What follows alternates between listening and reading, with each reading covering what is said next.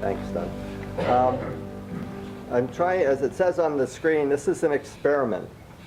I've been collecting old pictures of Portsmouth for a long time, and I don't have them all yet. But I do have about 1,400 of them. And so what I decided to do for this presentation was to show you some of those pictures and then also go out and take the same scene today. I was, in addition to being a history teacher, I was a professional photographer. I shouldn't say that before you see these pictures, but anyway, so that's what I'm going to do. So I'm going to spend a little bit of time on the old ones to explain them a little bit, and then I'll kind of flash the new ones, because I have about 55 slides, so we want to really get through this in a reasonable time. So it is an experiment because I can do this again on, at another time. It's an fairly easy thing to put together with my computer skills. And but anyway, just to give you an idea of what Portsmouth used to look like and what it looks like today. So we'll start with that. Okay, old photographs are treasures. This is the Portsmouth coal mine. We did have a coal mine in Portsmouth. Some of you might not know that. And it was just to right about where the Carnegie Abbey Tower is at Arnold's Point. And this is part of it. Part of it was under construction. It was there from 1809 until 1913, off and on. It was anthracite coal, which is a hard coal. It's hard to ignite, and it's hard to, it burns hot. So it wasn't adaptable for family furnaces. It was good for industrial uses, and we had a copper works next to it in the 1860s that used the coal. They eventually went into the briquette making business, and that was, but the closing of it was kind of interesting. There were two owners, one of whom was the governor of Massachusetts, a man by the name of Louis Foss, and he had a partner, and he was running for re-election in 1912, and his partner refused to endorse him, so he bailed out of the coal mine and it went out of business. So, but that's where it was, and this is where it was. If you stand at the scenic overlook on Lehigh Hill and look toward, I tried to keep the Carnegie Tower out of it. It's just right on the right corner there. But that's where it was back in the day. Coggeshall School was being built in 1926 when this photograph was taken. There's a wonderful truck on the right-hand side there. You hope you can see it okay. It's pretty dark. But the Coggeshall School, which obviously is in the news these days because they're looking for further uses of it. That's what it looks like today, or part of it. I couldn't quite get all of it into the photograph. The entrance gates to Sandy Point Farm. Reginald Vanderbilt established Sandy Point Farm in 1902. And the gates were built, and they were on the corner of Wapping Road and Sandy Point Avenue. You can't see it very clearly probably in the slide, but my pointer here. On the right-hand side, right in this area, it says Sandy Point Farm. And the gates went in to this area, which they probably couldn't today because it's kind of a swamp behind the gates. But here's what they look like today. They're still there, and you still can barely read the Sandy Point Farm sign on the right. And then you have the Keep Out sign on the left. Okay. Again, at least the gates were preserved. And Reginald Vanderbilt lived at that farm from, they lived there a lot, between 1902 and 1925 when he died, soon after having a daughter by the name of Gloria Vanderbilt, and later a grandson named Anderson Cooper. But Reggie, according to one diarist in Portsmouth, her entry in her diary was, Reginald Vanderbilt died today, drank himself to death. And that's absolutely the truth. I've written books on Sandy Point Farm, and I could verify that. Anyway, that's what it looks like now. The trolley, somehow the photographer got the trolley operator to stop the trolley, get out in the middle of a snowstorm, and have his picture taken. The trolleys ran out the two main roads, the East Main Road and the West Main Road. And this is the East Main Road. And the scene today, if you can, this took a little reconstructing. The scene today is right at the entrance of the 70 Sports Complex. I can go back and you can see. That's right where that is. And if you actually can see in this postcard, it's a postcard from about 1908, And you can actually see the turn in the road beyond Oakland Farm, where it turns down toward Coxwell School that way, and that shows up. This postcard was taken by a photographer by the name of O.E. Du Bois. Some of you have heard me talk about him before.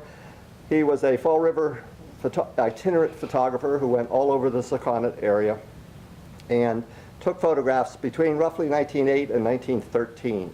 And we are so lucky to have him had done that. He does street scenes. You'll see a bunch of his in this presentation. And it's just wonderful. He just did a great job of photographing the local area.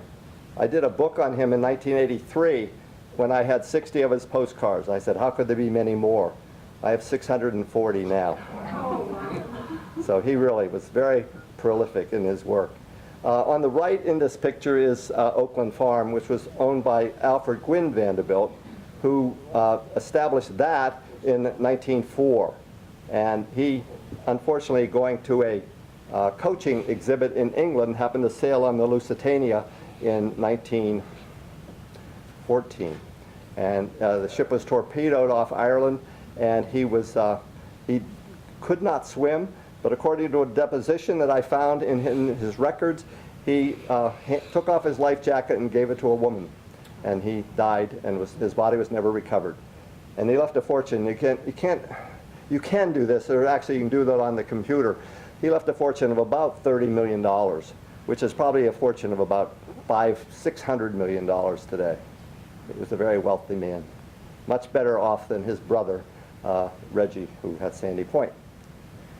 So that's the scene today. The Leonard Brown house in the Glen.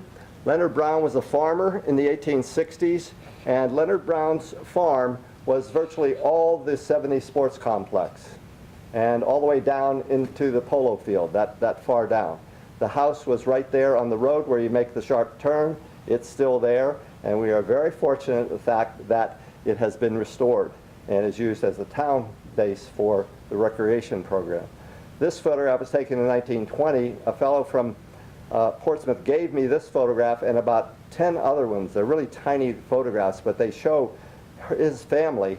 It was a family that ran the farm in the 1920s, and they pictures of the cows and the mother and the milking area and so on. That whole area was one farm, and of course that's it today. You know, seen that. That's a really great restoration of an old building. We're lucky to have that. The town hall was completed in 1895 at a cost of $5,000. They probably thought it was too expensive. One of the things about the town hall in those days, though, and this is a Du Bois postcard, by the way, because the name is typed on here, you can see it, and he did that on a lot of his postcards.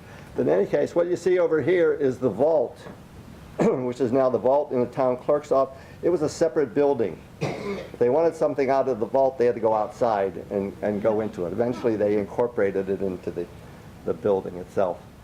But again, it doesn't look too much different today. This is another view of it in the 20s, I think it was, from the car. That's about probably when it was. And here you can see the vault separate out here on beyond the building. I think they could have used a coat of paint about that time. Anyway, oh, this was after 1921.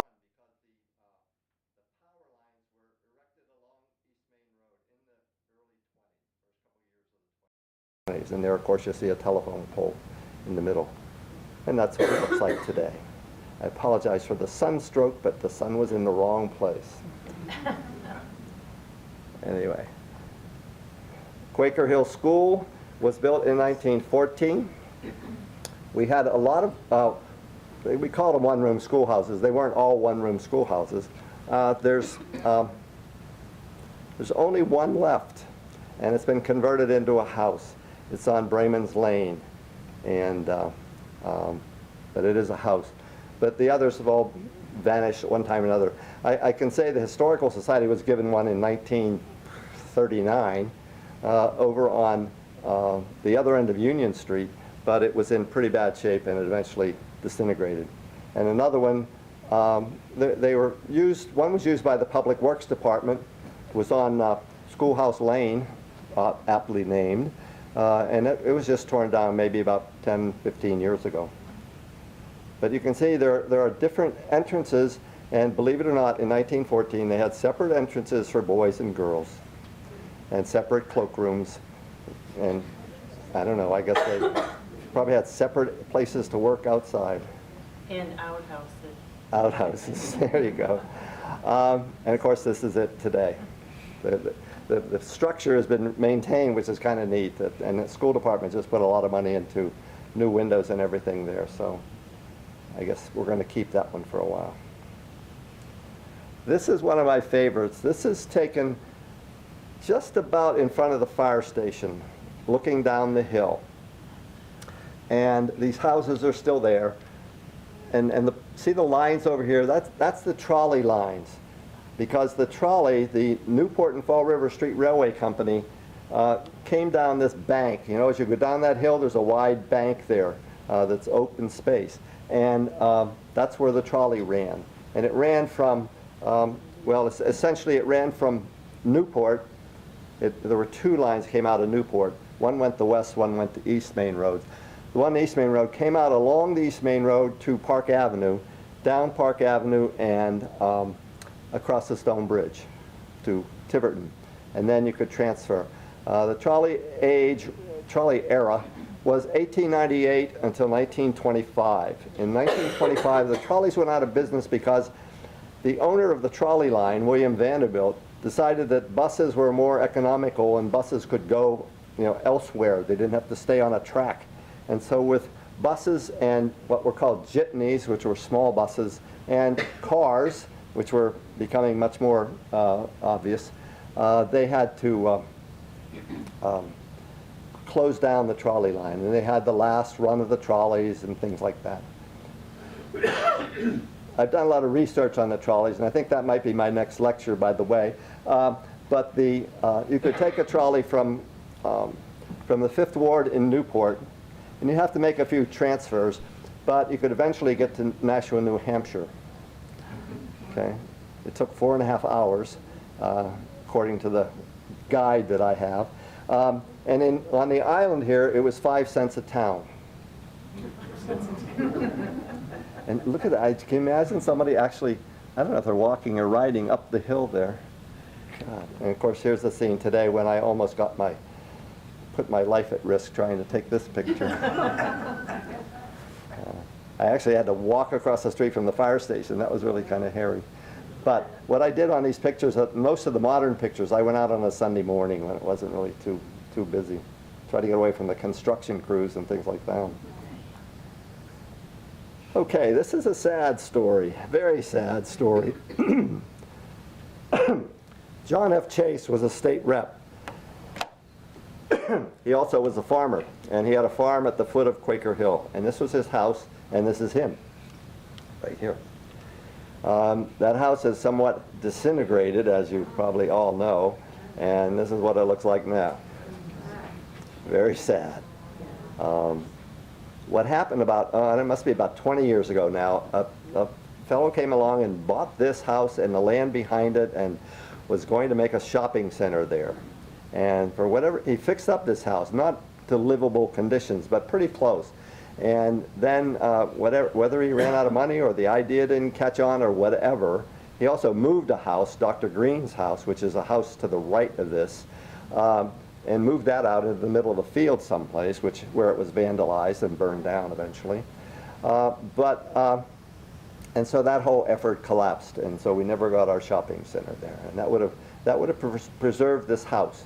And the story I've heard, and again you hear a lot of stories when you're the town historian, is that he just decided it wasn't worth fixing up this house anymore. And I fully believe that it's not worth fixing up anymore. It's too far gone. Although I've been told that underneath the clapboards, this is a stone ender house. I don't know if that's absolutely true or not. But the house dates from about the 1860s or so. Okay, so make sure you can see the screen from over there. And there's seats up here. Come on up here. Anyway, okay, next one. Main Road, Portsmouth. This is taken from in front of St. Paul's Church. Okay. You can see the Masonic Hall over here.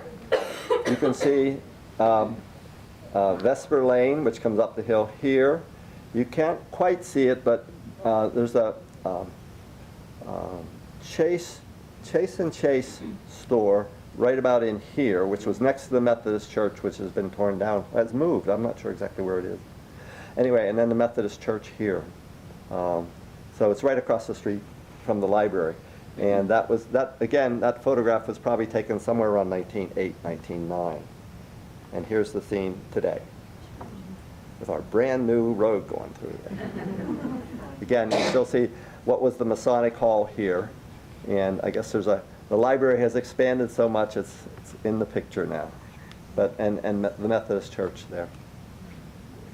The street scene along here, I'm going to refer to this in a couple more slides. The street scene along here, you'll see a couple other pictures of that area. Bernie's Dry Goods and things like that. I know you know where that is. The library was built in 1898 for a cost of $2,363.19.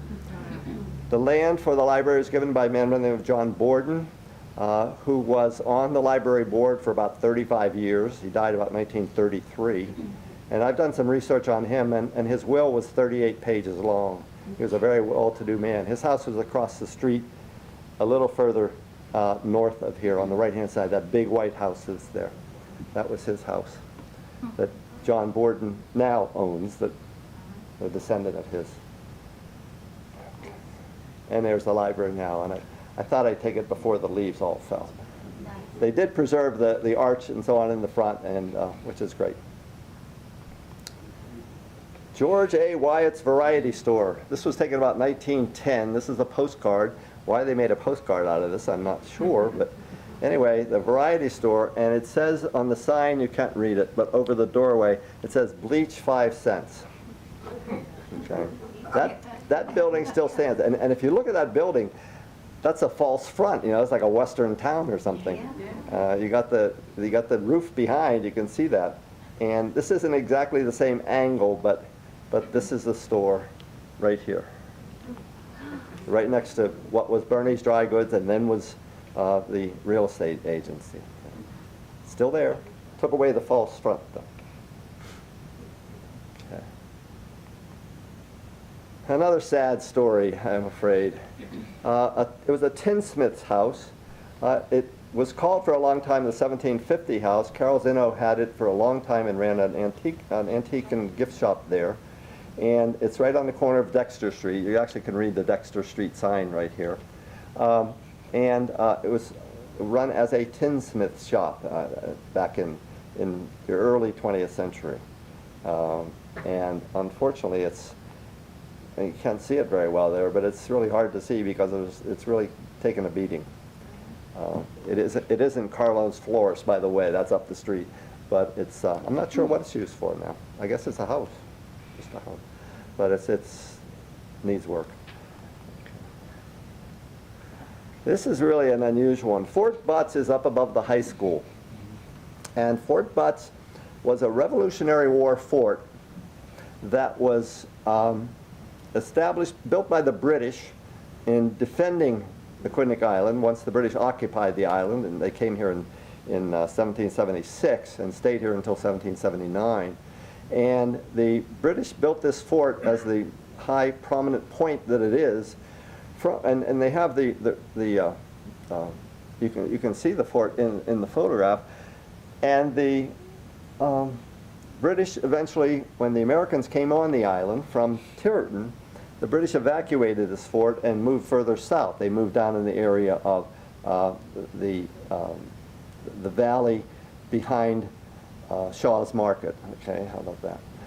And the Americans followed them down. But meanwhile, the Americans occupied Fort Butts. It had a pretty substantial barracks in it. It slept a couple hundred troops, and it was a very prominent point. Well, this picture was taken about 1908 or 1909, and the views from there must have been spectacular. They aren't anymore, unfortunately, because now you can't even see it from the East Main Road. This picture is taken from the East Main Road in front of the what's now the Newport telephone company, the red brick building there, and it's kind of gotten lost up there. There are some efforts to restore it. There's Kathy Abbas has been trying to raise some money for it in order to put it back on the map. A very sad story. There's a monument in there, a marble marker that has, for the last, I don't know, 10 years has been laying on its back. And through the efforts of a student at Portsmouth High School for a senior project last year, he got somehow convinced the Public Works Department to put it back up. And it went back up, and it is still back up, but then it got vandalized by students, spray painted. It's a really sad story. But it's still there, and you can still see it. And you can still go into Fort Butts. There's nobody's living there. And you get a sense of it, but it's just so overgrown now with trees and everything. You can't see, you can't see Island Park from there, which you should be able to if it were. I mean, the vista that they had from there over the whole north end of the island was really pretty spectacular. There's a windmill up there right next to it, by the way, right now, as you probably know. And one of the interesting things about Fort Butts is that, and I did some research on the Portsmouth coal mine, and the coal mine was all over the place. The main shafts were where the Carnegie Abbey Tower is, that's the south shaft, and the north shaft was up on Baker Road. But the coal was all over the north end of the island. And the point I'm trying to make here is that if you go up to Fort Butts and you look down at the soil, it's not soil, it's graphite. And you can see that the coal mine, and the coal mine went all the way over to Basin Street and went behind, the gas station over there. And the coal, there were 3 different entrances to the coal mine. And so, and the coal mine, by the way, went down 1,800 feet. Wow. Okay, went out under the bay, under the water, below the water line, and almost about halfway to Prudence. And then it went almost all the way up to Turkey Hill, where the trash compactor is. Okay, it was very widespread. And I have a map that someone drew for me of what the mine looked like. And the shafts were connected, by the way. The north and south shafts were connected by what was called the Bull Run. And lots of stories about the coal mine. That's another lecture. I won't get into that. But anyway, but the coal mine did go all the way up to Butts Hill. And by the way, if anybody's curious, there was a man by the name of Enoch Butts who lived in that area in the, oh boy, I designed the marker up there, and now I'm trying to remember. I think it was like 1674, somewhere around there. And he put a windmill up there. And so that's why it's called Butts Hill. Anyway, so we can't see much of that. You can get up there if you go up Sprague Street and take one of those streets up the hill. You can walk into Fort Butts. High school kids found it's a great place to hang out. Anyway, 1938 we had a hurricane in this town. Most of you know that. That too is another lecture that I do.